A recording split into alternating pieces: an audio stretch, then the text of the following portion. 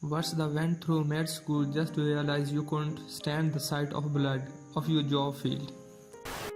Had a teacher in my nautical academy that found out he was chronically seasick. Friend went to become a vet tech before realizing she was allergic to cats. Grew up with dogs only. When I get really angry enough to feel an adrenaline spike, I have trouble speaking. Every word is a legit physical and emotional struggle to produce, and it all comes out in a low, growly voice. I am lawyer. I'm in law school and recently realized that I hate reading boring shit. It's going great. Went to school for firefighting, had a classmate drop out because he was afraid of heights. Got a master's in engineering to realize I hate sitting at a desk all day. I went to massage school with a girl who realized she didn't want to touch people for a living. Sound engineer. I am sensitive to loud noises. Should have thought that one through. My brother-in-law went through seminary and got a job as a youth pastor, only to find he absolutely could not speak in public. He does construction now. Went through the PhD process, just realized it's not all like science classes in college, only harder. It's about doing original research, which college classes and even most undergraduate research experiences don't accurately emulate or prepare you for. It turns out that the skill set to be a high-achieving science student and to be a research scientist have surprisingly little overlap. Added, I feel like I should add here that this realization came more as a professor myself than as student. I am the child of a scientist myself and practically grew up in my dad's lab, so I was introduced to what research science is like very early and I took it for granted. It was only when I began to teach and have research students myself that I saw how much schools train students just to be students, not scholars.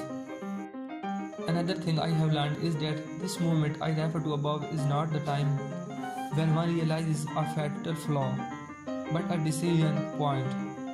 It's the time when someone decides if they want to switch gears and go into research or go forward the way they were going as students.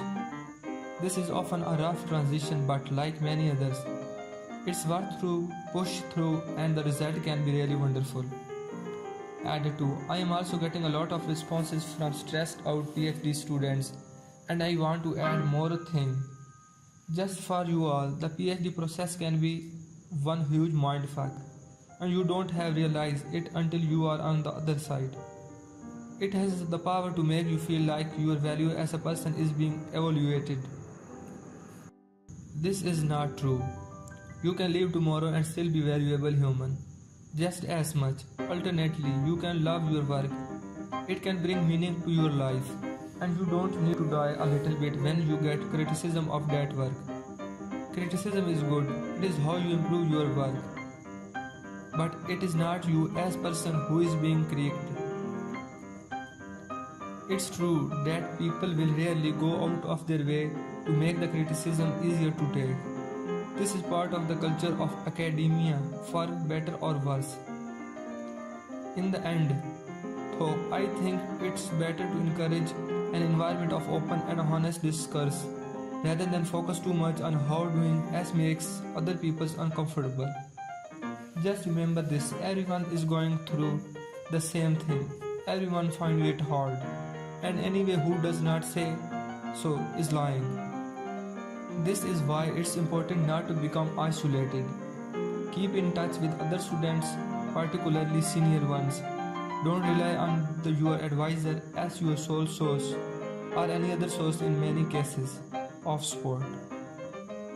Find other faculty members that you jive with. The more you put yourself out there, the more you realize everyone is going through the same thing or went through it already.